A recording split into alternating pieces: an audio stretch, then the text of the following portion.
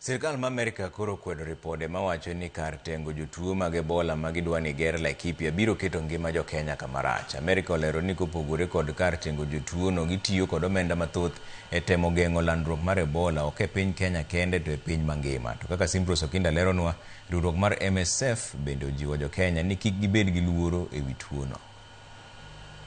Gikone sirkal ma piny Amerka oloso tok do chungo chenro mar gero kar tengo jotuo Ebola mawuok e pinyno e pacho ka. E oboke ne ute fwambo, Amerka odok ne okang' mar bedo kod kar kuorentin e kaunti ma Laikipia, ka gilero ni bedo kod kambi no ok bi keto ngima Jokenya kama ng'awo. Kata bedo ni nyaka sani ler onge wi po ni kar tengo jotuo no biro tiyo ne jo Amerka kende, kata Jokenya bende biro yude konyruok.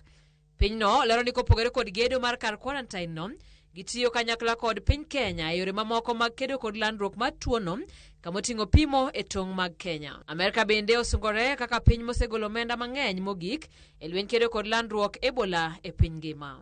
Komachielo, lakteche riwruok mar MSF koro kwayo Jokenya mondo ohore ka gilero ni Kenya ok ni kama rach ahinya mar yudo nyorruok mabiro kod tuo mar Ebola kaka pinje mamoko. There are no cases of Ebola disease in Kenya today.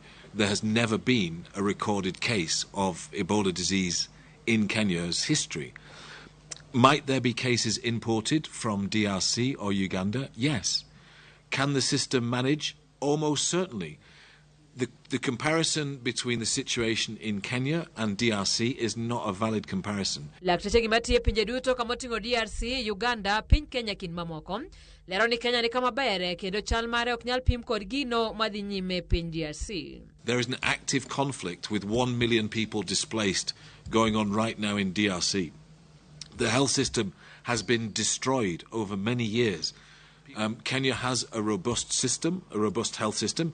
Are there areas to improve? Of course, there are areas to improve in every single health system. MSF, Doctors Without Borders, is working with the Kenyan government to support it however it can. The government of Kenya is working with numerous different health partners to bolster surveillance, to increase community engagement.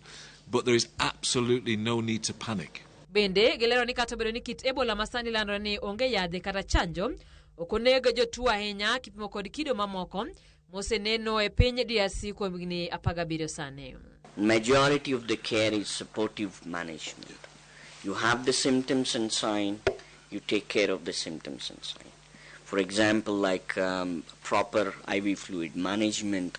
If they get dehydrated, there's a lot of vomitings and etc. Blood transfusion, and taking care of your pulmonary and cardiac parameters, right?